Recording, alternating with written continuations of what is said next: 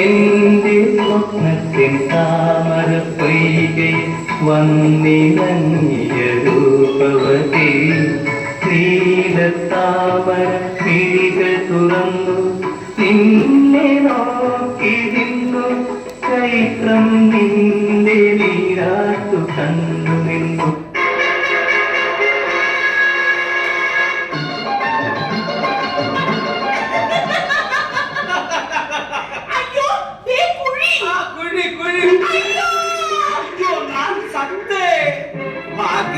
എനിക്കൊന്നും പട്ടിയില്ല, നിനക്കോ? പാമ്പെട്ടിനുള്ളപ്പോൾ എനിക്കെന്തിനാണ് വേറെ പട്ടി?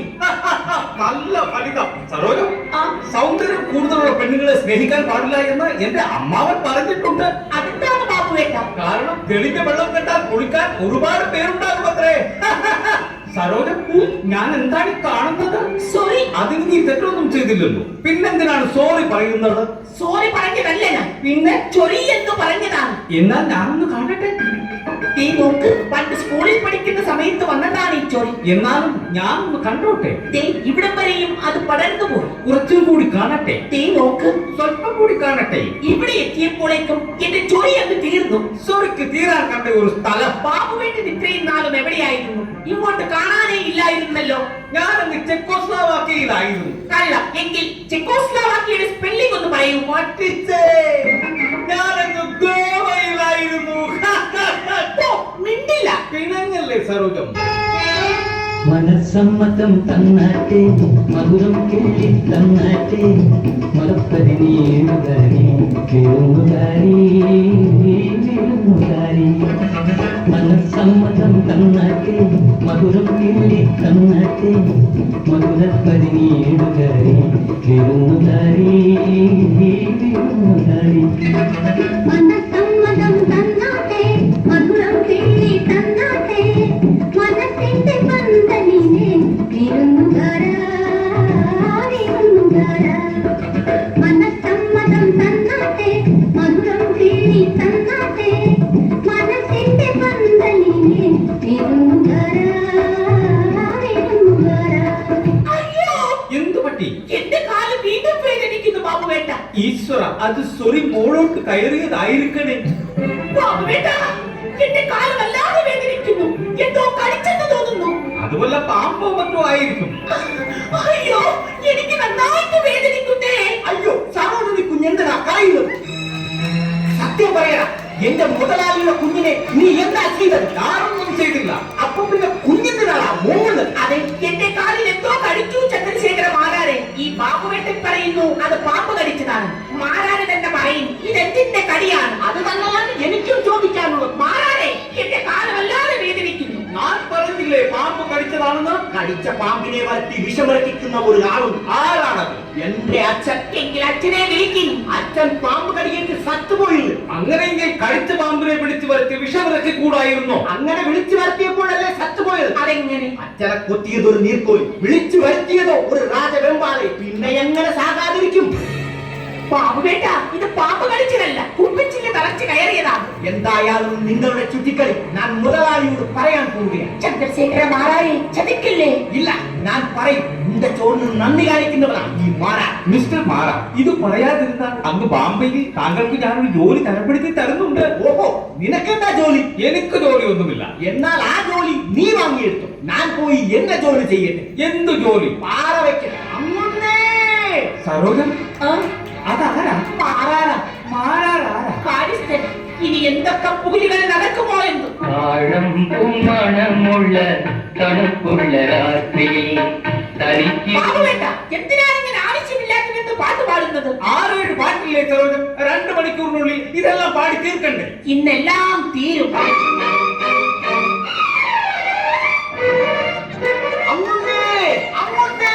എന്താണടാ?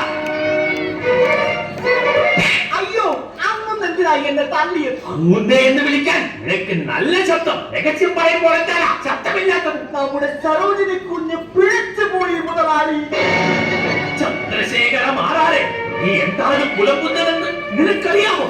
മുതലാളി, ഇവിടത്തെ സരോജിനി കുഞ്ഞും ആലവലാതി ബാബുവും മുന്നോട്ടത്തിൽ പാട്ടും പാടി രസിക്കുന്നത് ഞാൻ എന്റെ ഈ കണ്ണുകൾ കൊണ്ട് കണ്ടു മുതലാളി. മുതലാളി എന്തിനാ എന്നെ തല്ലിയത്? കണ്ട മാത്രയിൽ അവരെ പിടിച്ച് കെട്ടിക്കൊണ്ട് വരാമായിരുന്നില്ലേ നിനക്ക്? അയ്യോ മുതലാളിയുടെ മകളെ ഞാൻ കെട്ടുക എന്ന് പറഞ്ഞാൽ ധിക്കാരി! പാട്ടുപാടാൻ ബാബുവും അടികൊള്ളാൻ മാറാൻ സരോജിനി! നിൽക്കവിടെ! അതൊക്കെ നാട്ടുകാർ കേട്ടാൽ കുറച്ചു അന്തസ. അന്തസ്സും ആഭിജാത്യവും പാരമ്പര്യവുമുള്ള തറവാടാണിത്. നിന്നെ പ്രസവിച്ച് എന്റെ കൈകളിൽ ഏൽപ്പിച്ചിട്ട് കളവക്കാരൻ സുകുമാരന്റെ കുഞ്ഞാണിത്. നിങ്ങൾ ഇതിനെ വളർത്തണമെന്ന് പറഞ്ഞ് എന്നേക്കുമായി നിന്റെ അമ്മ എന്നെ വിട്ട് തെക്കുംപാടിന്റെ തെങ്ങിത്തൊപ്പിൽ കിഴക്കാൻ വന്ന വാസുവിനോടൊപ്പം ഒളിച്ചോടിയപ്പോഴും ഈ തറവാടിന്റെ അന്തസ്സ് ഒരു പടി ഉയർന്നിട്ടേ ഉള്ളൂ. അറിയാമോ സരോജം? അച്ഛാ, ആ ബാബുവിനെ മാത്രമേ കിട്ടിയുള്ളൂ നിനക്ക് പ്രേമിക്കാൻ. അച്ഛൻ ഇനി ഒരക്ഷരം ബാബുവിനെ കുറിച്ച് വിട്ടുപോകരുത്. എനിക്കൊരു ജീവിതമുണ്ടെങ്കിൽ അത് ബാബുവേട്ടനോടൊപ്പം മാത്രമായിരിക്കും. സരോജം! മോൾക്കൊരു കാര്യം അറിയാം. എനിക്കറിയാം. അറിയാമെങ്കിൽ പിന്നെ ഞാനെന്തിനു പറയണം? നാശം! ഈ തറവാട്ടിൽ തന്നെ വന്ന് ജനിച്ചു പോയല്ലോ ഭഗവാനെ. അപ്പോൾ കാര്യങ്ങൾ ഇതുവരെയായല്ലേ? ഇനി എന്ത് വേണമെന്ന് ഞാൻ തീരുമാനിക്കും. ജനാർദ്ദനെ കുറിപ്പേ! അയ്യോ അങ്ങുന്നേ, അത് വേണോ? വേണം. അതിനു വേണ്ടിയാണ് ഞാൻ നാലാളുടെ ചോറ് കൊടുത്ത് അവരെ തീറ്റിപ്പൊറ്റി വളർത്തുന്നത്. ജനാർദ്ദന കുറിപ്പിലൂടെ വന്നാൽ ഇവിടെ ഒരു ശവം വീഴും മുതലാളി. വീഴണം. അതെനിക്ക് കാണണം. ജനാർദ്ദനെ കുറിപ്പേ!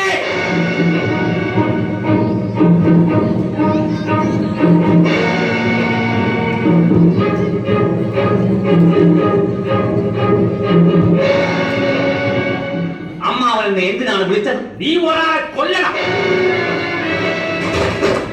ഞാൻ അപ്പോഴേ പറഞ്ഞില്ലേ ഒരു ശവം വീഴുമെന്ന്. ആരാളുടെ ചോറ് വെട്ടി വിഴുങ്ങിയിട്ട് വെട്ടിക്കിട്ട വാഴ പോലെ കിടക്കും. ചന്ദ്രശേഖരൻ ആരാളെ തട്ടിയുടുത്ത് ഊണ് തയ്യാറായിട്ടുണ്ട്. ജനാർദ്ദനക്കുറിപ്പ്, നിന്നെ ഞാനിവിടെ എന്തിനാണ് കൊണ്ടുവന്നത്? ഊണ് കഴിക്കാനും സരോജിനിയെ കെട്ടാനും. അങ്ങനെ അവളെ കെട്ടണമെങ്കിൽ നീ അവനെ തട്ടണം. കുഞ്ഞെ ഊണ് അല്ലെങ്കിൽ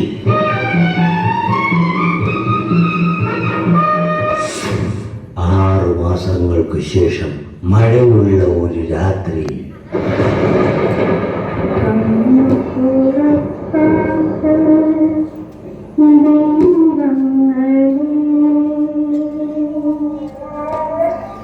സരോജം, സരോജം! അയ്യോ, ബാബുവേട്ടന്റെ ശബ്ദമാണ്. നിങ്ങളോടൊപ്പം എന്റെ ബാബുവേട്ടൻ വന്നിട്ടുണ്ടോ? ഞാനാണ് സരോജം, നിന്റെ ബാബുവേട്ടൻ. അല്ല, എന്റെ ബാബുവേട്ടന്റെ മുഖം ഇങ്ങനെയല്ല. എങ്കിൽ ഇങ്ങോട്ട് നോക്കൂ സരോജം. അയ്യോ, എന്റെ ബാബുവേട്ടൻ! ബാബുവേട്ടൻ! സരോജം! മുല്ലപ്പും പല്ലിലോ കൂട്ടിക്കവിളിലോ അല്ലിമലമേയിലോ ഞാൻ മയങ്ങി.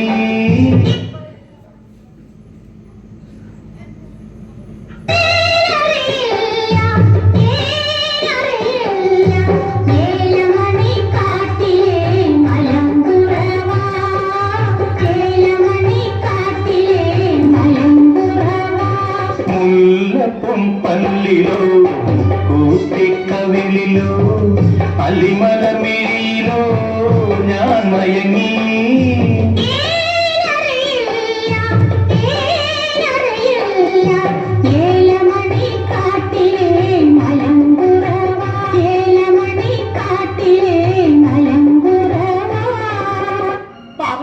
ബാബുവേട്ടൻ ഇങ്ങോട്ട് കയറി വരുന്നത് ആരെങ്കിലും കണ്ടോ? എല്ലാവരും കണ്ടു. പക്ഷേ ഇതിവിടെ ഒട്ടിച്ചേരുന്നത് കൊണ്ട് ആരും എന്നെ തിരിച്ചറിഞ്ഞില്ല. അയ്യോ, എന്റെ ബാബുവേട്ടൻ എവിടെ? ഇവിടെ നിന്ന് എന്റെ ബാബുവേട്ടനെ നിങ്ങൾ കണ്ടോ? ഞാനാണ് സരോജം, നിന്റെ ബാബുവേട്ടൻ. ഈ ബാബുവേട്ടന്റെ ഒരു ആൾമാറാട്ടം. പറയും ബാബുവേട്ട, ഇത്രയും കാലം നിങ്ങൾ എവിടെയായിരുന്നു? നിന്റെ അച്ഛന്റെ നിർദ്ദേശപ്രകാരം ചന്ദ്രശേഖര മാരാരും ആ ജനാർദ്ദന കുറിപ്പും കൂടി എന്നെ മദ്രാസി പട്ടണത്തിലേക്ക് നാട് കടത്തി സരോജം, നാട് കടത്തി. സരോജം! അയ്യോ ബാബുവേട്ട, അച്ഛനും കുറെ കുട്ടകളും. ആ സരോജം, നമുക്ക് ഇങ്ങോട്ടോടാം. വേണ്ട ബാബുവേട്ട, അവിടെ അച്ഛന്റെ 2 കുട്ടകൾ. എന്നാൽ നമുക്ക് ഇങ്ങോട്ടോടാം. അയ്യോ, അവിടെയും അച്ഛന്റെ കുട്ടകൾ. എങ്കിൽ നമുക്ക് ഇങ്ങോട്ടോടിയാലോ? വേണ്ട ബാബുവേട്ട, അവിടെയും ഉണ്ട് അച്ഛന്റെ കുട്ടകൾ. എന്നാൽ പിന്നെ ഗുണ്ടകളില്ലാത്ത ഇവിടെ തന്നെ നമുക്ക് നിൽക്കാം സരോജം. ശരി ബാബുവേട്ട. സത്യം പറയണം സരോജം, നിന്റെ അച്ഛന് മൊത്തം എത്ര ഗുണ്ടകളുണ്ട്? 3 ഉം 2 ഉം 5 കുട്ടകൾ. നമ്മൾ ഒരു ഒരുമിച്ച് ജീവിക്കാൻ അച്ഛനും ഗുണ്ടകളും സമ്മതിക്കില്ല ബാബുവേട്ട. എന്റെ ബാബുവേട്ട, എന്താ സരോജം? ഞാനൊരു സത്യം പറയട്ടെ ബാബുവേട്ട. പറയൂ സരോജം. ഇന്നെങ്കിലും എന്റെ ബാബുവേട്ടൻ വന്നില്ലായിരുന്നെങ്കിൽ ഇരുന്നെങ്കിൽ ഈ കലത്തിലിരിക്കുന്ന വിഷച്ചോറ് കഴിച്ച് എന്നേക്കുമായി ഞാൻ ആത്മഹത്യ ചെയ്യുമായിരുന്നു ബാബുവേട്ട. ജൽപ്പനം നിർത്തൂ സരോജം. എന്തായാലും നമ്മൾ ഒരുമിച്ച് ജീവിക്കാൻ അച്ഛനും ഗുണ്ടകളും സമ്മതിക്കില്ല ബാബുവേട്ട.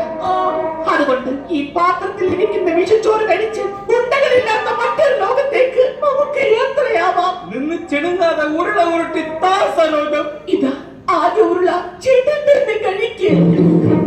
രണ്ടാമത്തെ ഉരുളയും എന്റെ ചേട്ടൻ തന്നെ കഴിക്ക്. ഈശ്വര, നല്ലവർക്ക് പോലും ഈ ഗതി വരുത്തല്ലേ. ഇനി ഈ മൂന്നാമത്തെ ഉരുളയും.